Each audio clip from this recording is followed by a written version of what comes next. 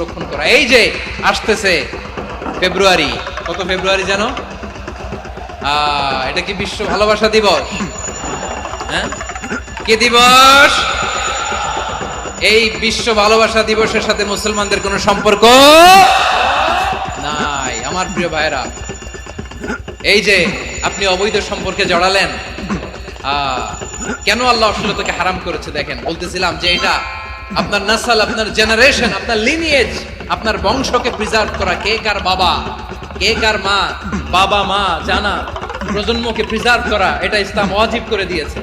এই যে অবৈধ সম্পর্কের কারণে, বিশ্ব বেহায়া দিবসের কারণে, এগুলোর আউটপুট হিসেবে মাঝে মাঝে ঢাকা মেডিকেলের ডাস্টবিনে নবজাতকের বাচ্চার কান্নার আওয়াজ শুনতে পাওয়া যায়।